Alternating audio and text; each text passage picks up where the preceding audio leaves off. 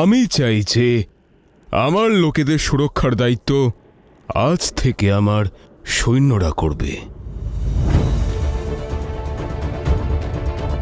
ফার্সি সৈন্যরা শিবির বানিয়ে পৌরব রাষ্ট্রেই থাকবে।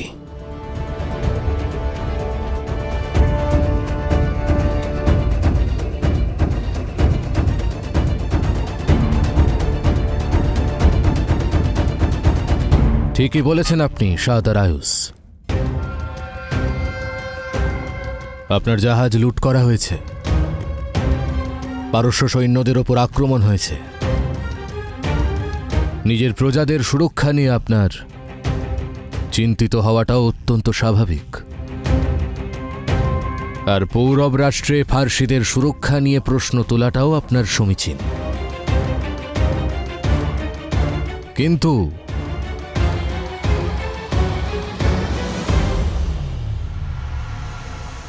যদি আমি ফার্সি সৈনিকদের ওপর এখানকার সুরক্ষা ব্যবস্থার ভার দিই, তাহলে আমার সেনাদের মনোবল ক্ষুণ্ণ হবে।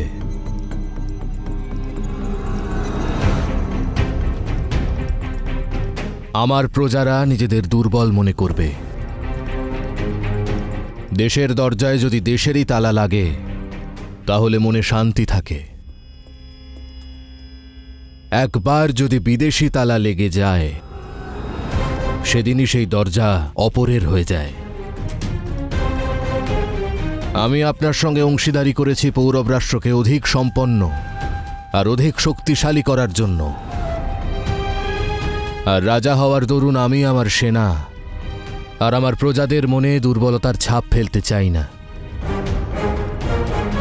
তাই আমি সম্মানের সঙ্গে আপনার প্রস্তাব অস্বীকার করছি।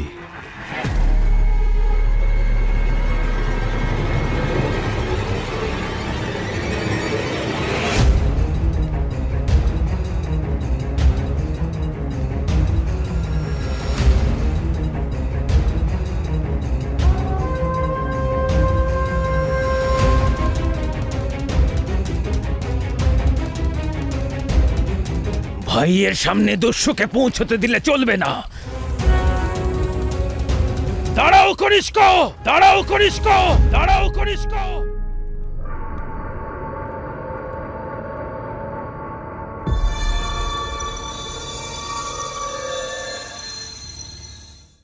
হয়তো আমি এই মুহূর্তে সিংহাসনে বসে নেই, কিন্তু এখনো পর্যন্ত পৌরব রাষ্ট্রের রাজা আমি। আর পৌরবরাজ আপনাকে কথা দিচ্ছে যে আপনার আর আপনার প্রজাদের সম্পূর্ণ সুরক্ষা দেওয়া হবে।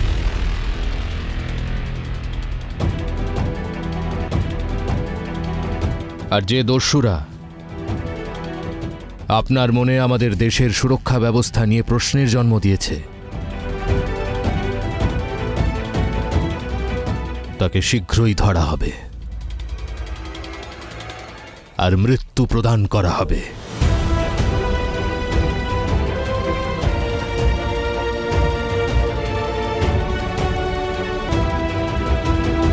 মহারাজ বমনি, আপনি হয়তো চান না যে আপনার সৈন্য ফার্সি সৈন্যদের কাছে নিজেদেরকে দুর্বল বলে মনে করুক। বরং আমার মনে হয় আপনার সৈন্যদের ফার্সি সৈন্যদের কাছ থেকে অনেক কিছু শেখা প্রয়োজন। কোনো তো কারণ হবে যে আমরা ফার্সিরা এই পৃথিবীর সর্বশ্রেষ্ঠ যোদ্ধা। এই দুনিয়াতে এমন কোনো দেশ আমাদের সামনে টিকতে পারেনি, না মিশর, না ইরান। বিশ্বাস করুন, আমাদের দেশের সৈন্যরা সব দিক থেকেই আপনাদের দেশের সৈন্যদের থেকে অনেক এগিয়ে।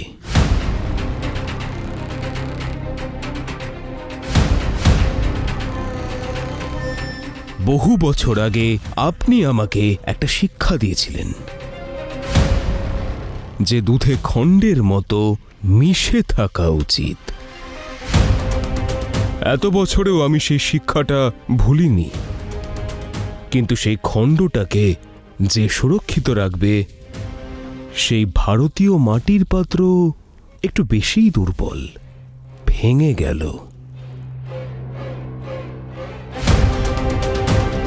এখন পারস্যের কাঁচেরও নিজের ক্ষমতা দেখানোর সুযোগ পাওয়া উচিত।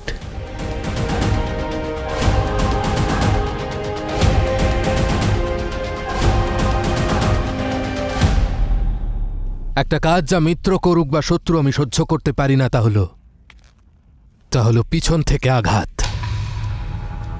আর একটা কথা যা মিত্র বলুক বা শত্রু আমি তৎক্ষণাৎ স্বীকার করি,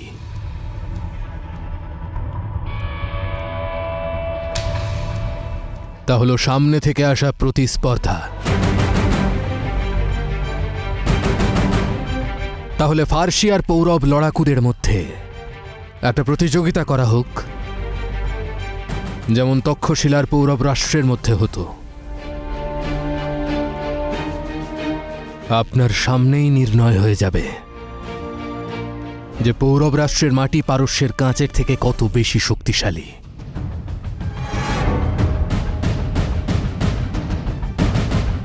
যদি আমি হারি, তাহলে আপনার প্রস্তাব আমি গ্রহণ করব, আর যদি আপনি হারেন, তাহলে আর দ্বিতীয়বার এরকম প্রস্তাব রাখবেন না।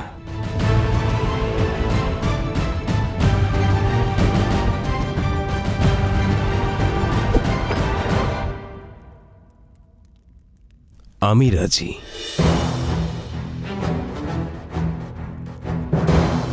তাহলে বলুন, কবে করবেন প্রতিযোগিতা?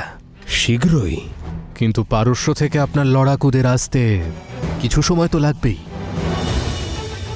মহারাজ বমনি, আমি শাহ হওয়ার আগে একজন ব্যবসায়ী ছিলাম,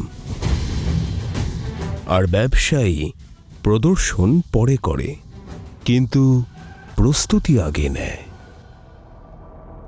আমার সৈন্যরা পারস্য থেকে রওনা দিয়েছে, খুব শীঘ্রই পৌঁছবে।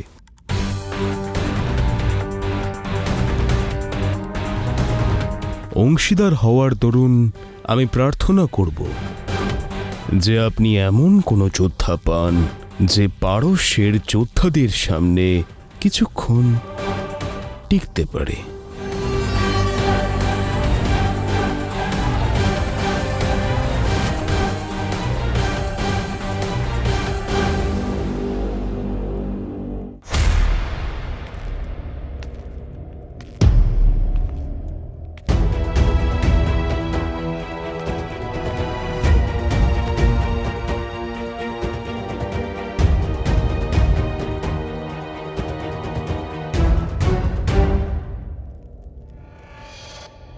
কোথায় নিয়ে যাচ্ছ ওকে? পিতার কাছে। এ সেই দস্যু যে এখান থেকে পালিয়ে যেতে পারেনি।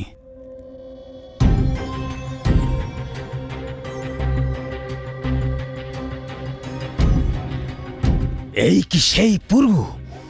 না, এ কেবল তার একজন সঙ্গী। ওকে বন্দিশালায় ফেলে দাও।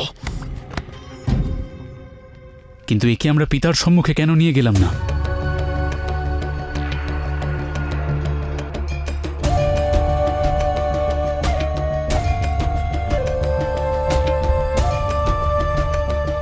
যতক্ষণ না ও পুরু কোথায় তা বলে দিচ্ছে, আমরা মহারাজকে কিচ্ছু বলবো না। কিন্তু কেন? তাঁর আদেশ ছিল যে দস্যুদের কোনো খোঁজ পেলেই সবার আগে যেন তাঁকে জানানো হয়। রাজনীতিতে কাউকে ততটাই সূচনা দেওয়া উচিত যতটা তার জন্য জানা আবশ্যক। যে খবর পুরোপুরি জ্ঞাত নয় তা কষ্ট দিতে পারে না। আমি যা বলছি তাই করো। আমাদের ওকে নয়, ওই দস্যু পুরুকে মহারাজের সম্মুখে উপস্থিত করতে হবে।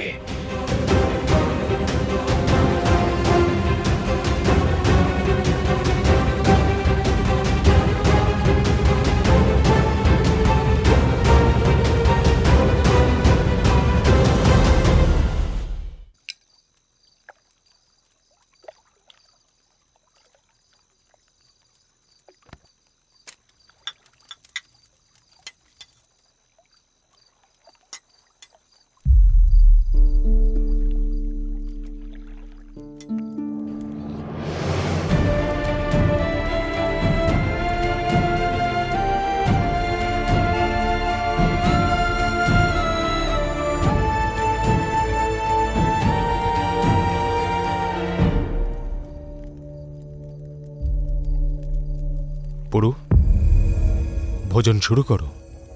দাদা আসুক, তারপর একসাথেই খাবো। আচ্ছা,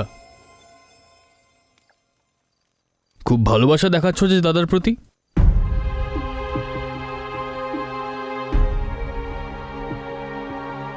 হস্তি, ভোজনের সময় শান্ত থাকা উচিত। চুপচাপ বসে ভোজন করো। এসো। চেষ্টা তো করি আমি শান্ত থাকার, কিন্তু ভাঙা হাতের যন্ত্রণা পুরনো ঘটনা মনে করিয়েই দেয়।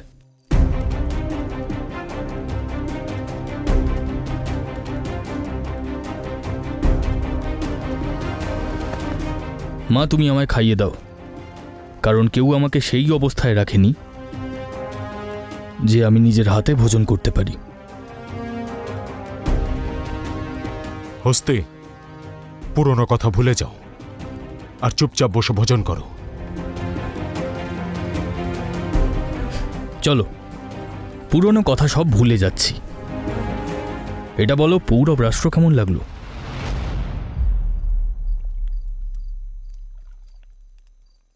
কাদের কাদের সাথে দেখা হলো?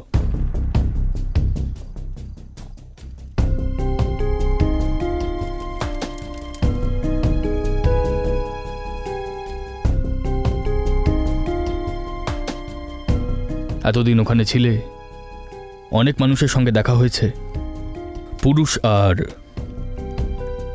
নারীও।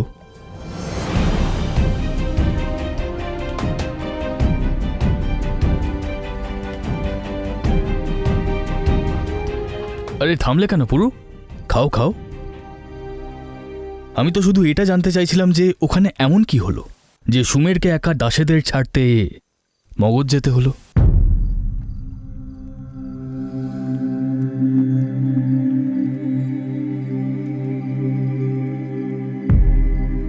যে তোমায় সুমেরকে ওখানে একলা ছেড়ে আসতে হলো। খুব রোমাঞ্চকর যাত্রা ছিল, তাই না পুরু?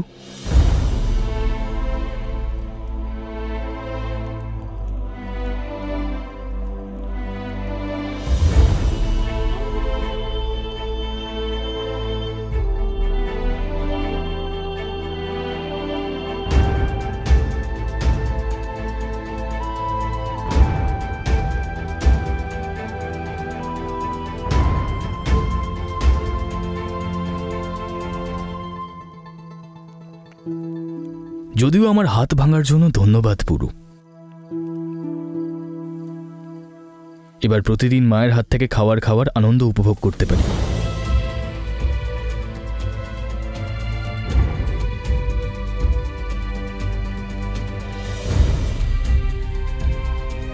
মনে পড়ে না কবে মা তোমাকে নিজের হাতে খাবার খাইয়েছিল পুরু।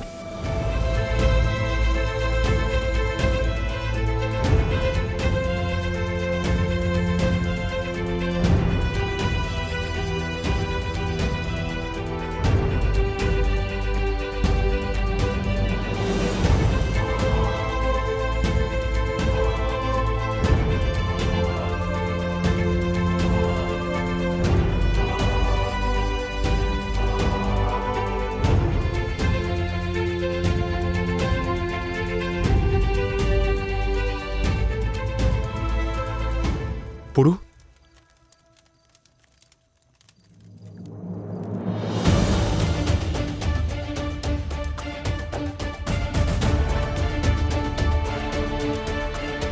আপনি বললেন বলে মনে পড়ল, যখন পুরু আমার হাত ভেঙেছিল তখন আপনি ওকে উৎসাহ দিয়েছিলেন। আর আজ আমি ওকে দুটো প্রশ্ন করেছি বলে আমার ব্যবহার আপনার দুর্ব্যবহার মনে হচ্ছে। পুরু আপনার সব থেকে সংস্কারী, আজ্ঞাকারী এবং প্রিয় ছেলে না বাবা? খুব তাড়াতাড়ি পুরুর আসল রং সবার সামনে আনবো আমি, খুব তাড়াতাড়ি।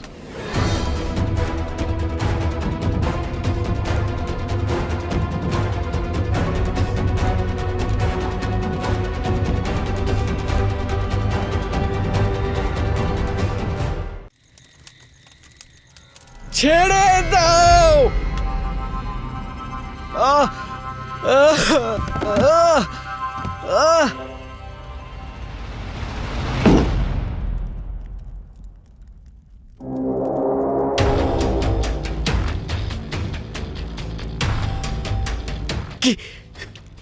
চাও তোমরা আমার কাছ থেকে? সংবাদ।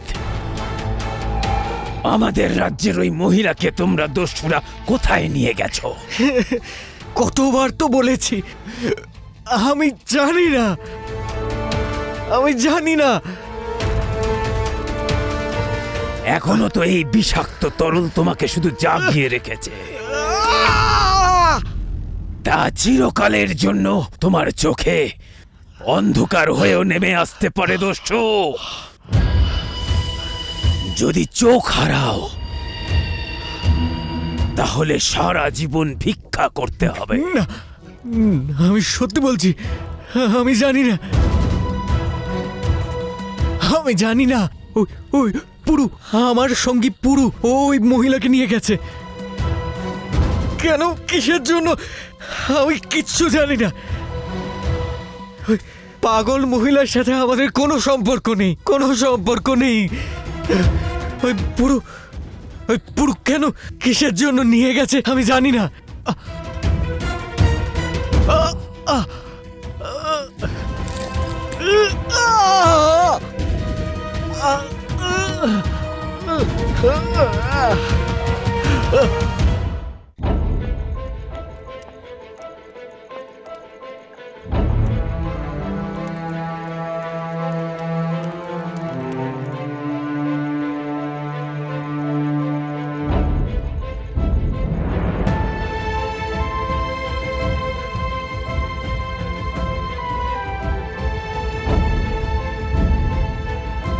তুমি এখানে? আর আমি তোমাকে কোথায় কোথায় খুঁজে বেড়াচ্ছি।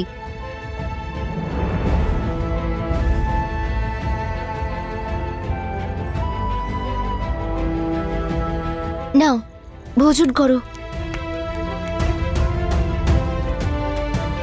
আমি খেয়ে নিয়েছি।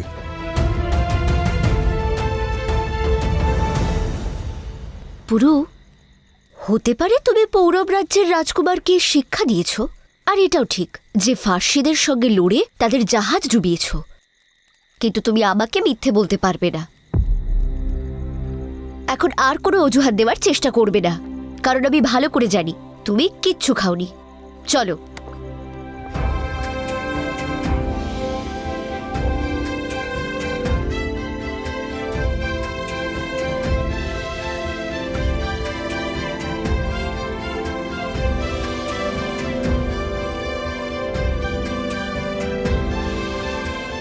তুমি তো দুর্বলদের রক্ষা করো, তাই না?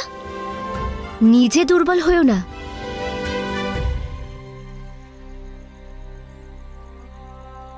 যখন কোনো ব্যক্তি এটা বুঝতে পারে যে এই গোটা পৃথিবীতে সে একা এবং আপন বলার মতন কেউ তার পাশে নেই, তখন সে দুর্বলই হয়ে পড়ে লাচি।